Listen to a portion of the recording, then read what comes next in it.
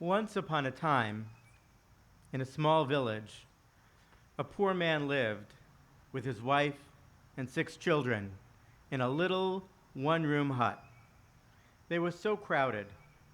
The hut was full of crying and quarreling.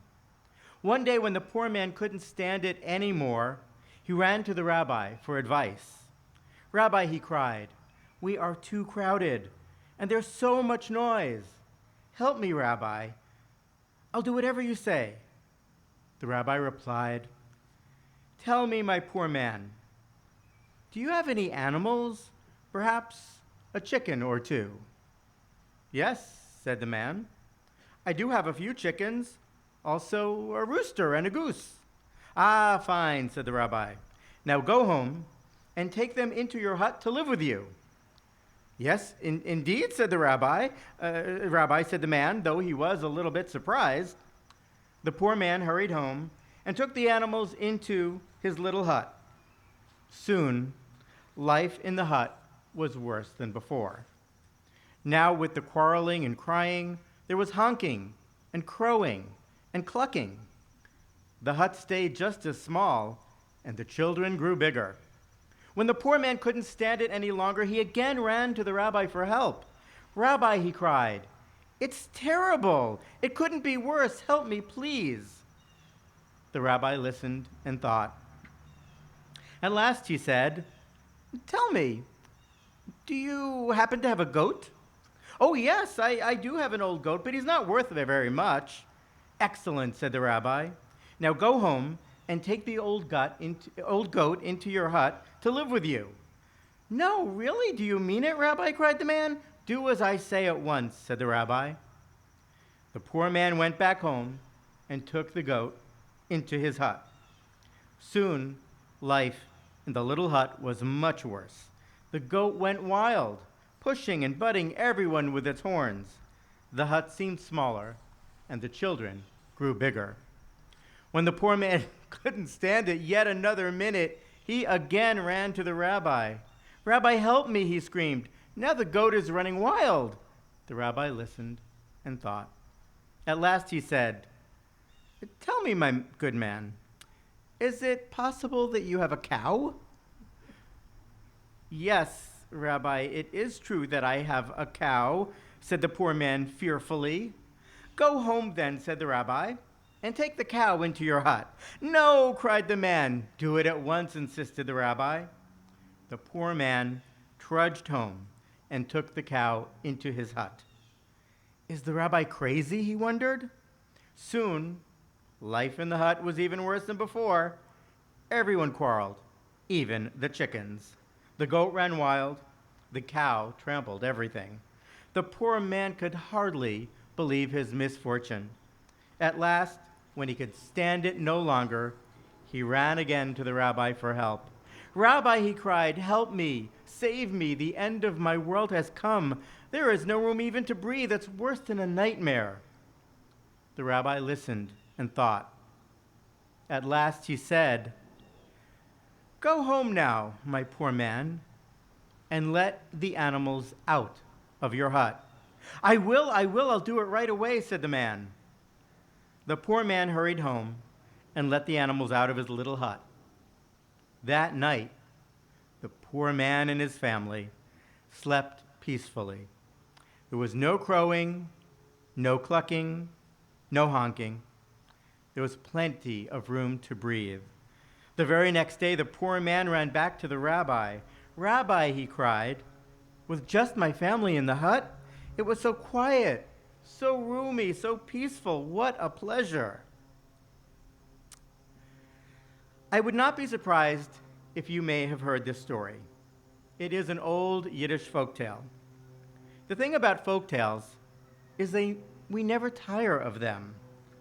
Through a little bit of humor, a little poking of fun, a wise character, and maybe a foolish one,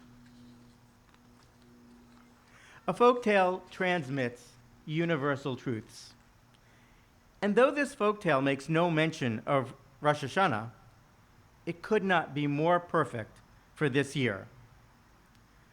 Over the last 6 months, we have become intimately acquainted with the places we call home. Our homes have become our places of business, our schools, even our gyms. While the sports section of the New York Times has faded away, a new section called At Home has been added. For some, our homes may have grown smaller as family members have moved in with us. Some of us may have become bored by our four walls.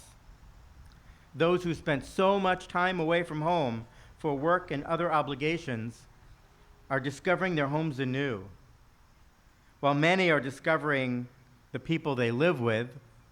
Some feel more acutely the aloneness of living alone.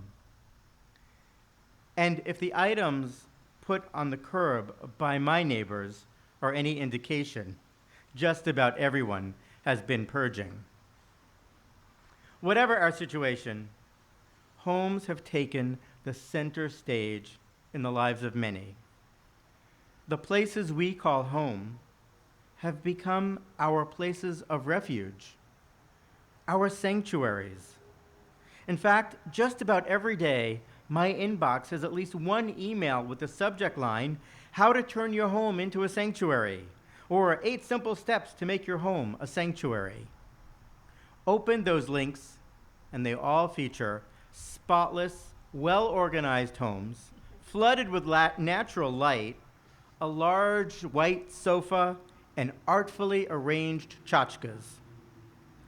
If our home is our sanctuary, it should also reflect our values. I could offer you a list of Judaica items for your home, and perhaps some Jewish books for your shelves. But that is not what I have in mind. The values I have in mind are desire and imagination. It has become so clear that we desire to be part of something bigger than just ourselves. Perhaps, like never before, we have been asking, why? Why this? Why now? How do I explain this to myself, let alone to my children? We are right to desire answers. I think that is why we are here tonight. Oh, in some years, it was to see friends, to hear the cantor's lovely voice, to read a favorite piece of liturgy in our machzor. This year, we want Judaism to help us make sense of our world. It is also so clear that we are more imaginative than we ever thought. Who ever thought a Zoom Seder would be a thing? Backyard bat mitzvahs, watching services on Zoom, and in real time, complimenting the cantor on a melody or adding a name to a Mishaberach list. Just days ago, we lined up in this very parking lot to pick up the books that are in now your hands and to celebrate Rabbi Prosnit on his installation as our senior rabbi. These are the very values that will truly make our homes our sanctuaries.